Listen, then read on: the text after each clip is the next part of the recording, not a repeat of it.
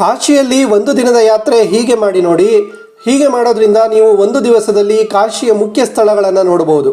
ಮೊದಲು ದಶಶ್ವಮೇಧ್ ಘಾಟ್ಗೆ ಬನ್ನಿ. ಇಲ್ಲಿ ಗಂಗಾ ನದಿಯಲ್ಲಿ ಸ್ನಾನ ಮಾಡಿ ನಂತರ ಬಿಂದು ಮಾಧವನ ದೇವಾಲಯಕ್ಕೆ ಹೋಗಿ ಬಿಂದು ಮಾಧವನ ದರ್ಶನ ಮಾಡಿ.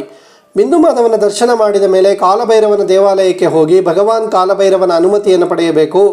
ಭಗವಾನ್ ಕಾಲಭೈರವನ ದರ್ಶನ ಮಾಡಿದ ನಂತರ ಕಾಶಿ ವಿಶ್ವನಾಥ್ ಕಾರಿಡಾರ್ ಕಡೆಗೆ ಹೋಗುವಾಗ ದುಂಡಿರಾಜ್ ಗಣೇಶನ ದರ್ಶನವನ್ನು ಮಾಡಿ. ಆಮೇಲೆ ಕಾಶಿನಾಥನ ದೇವಸ್ಥಾನಕ್ಕೆ ತೆರಳಿ ಕಾಶಿ ವಿಶ್ವನಾಥನ ದರ್ಶನ ಮಾಡಿ ದರ್ಶನ ಪಡೆದ ನಂತರ ಹತ್ತಿರದಲ್ಲಿರುವ ಮಾತಾ ಅನ್ನಪೂರ್ಣ ದೇವಸ್ಥಾನಕ್ಕೆ ಭೇಟಿ ನೀಡಿ ಮತ್ತು ಆಶೀರ್ವಾದವನ್ನು ಪಡೆಯಿರಿ. ಅದಾದ ನಂತರ ಕಾಶಿಯ ಮುಖ್ಯ ಬೀದಿಗಳಲ್ಲಿ ಮಾರೋ ಫುಡ್ ತಿನ್ನೋದನ್ನು ಮರಿಬೇಡಿ. ನಂತರ ಮಧ್ಯಾಹ್ನದ ವೇಳೆಗೆ ಕಾಶಿಯ ಘಾಟ್ಗಳಿಗೆ ಹಿಂದಿರುಗಿ ದೋಣಿಯಲ್ಲಿ ಘಾಟ್ಗಳ ದೃಶ್ಯಗಳನ್ನು ನೋಡಬಹುದು. ನಂತರ ಸಂಜೆ 5 ಗಂಟೆಗೆ ಮುಂಚಿತವಾಗಿ ದಶಶ್ವಮೇಧ್ ಘಾಟ್ ತಲುಪಿ ಕಾಶಿಯ ದೈವಿಕ ಮತ್ತು ಭವ್ಯವಾದ ಗಂಗಾ ಆರತಿಯನ್ನು ವೀಕ್ಷಿಸಿ ಮತ್ತು ಗಂಗಾ ಆರತಿಯ ನಂತರ ಅದರ ಪಕ್ಕದಲ್ಲೇ ಇರುವ ಮಣಿಕರ್ಣಿಕಾ ಘಾಟ್ನಲ್ಲಿರುವ ಮಹಾ ಸ್ಮಶಾನ್ಗೆ ಭೇಟಿ ನೀಡಿ ಮತ್ತು ಜೀವನದ ಅಂತಿಮ ಸತ್ಯವನ್ನು ಹತ್ತಿರದಿಂದ ನೋಡಿ. ಅಂತಿಮವಾಗಿ ಕಾಶಿ ವಿಶ್ವನಾಥ್ ದೇವಸ್ಥಾನಕ್ಕೆ ಹಿಂತಿರುಗಿ ಮತ್ತು ಮಹಾದೇವನ ಆಶೀರ್ವಾದದೊಂದಿಗೆ ಸಂಜೆ ಆರತಿಯಲ್ಲಿ ಭಾಗವಹಿಸಿ.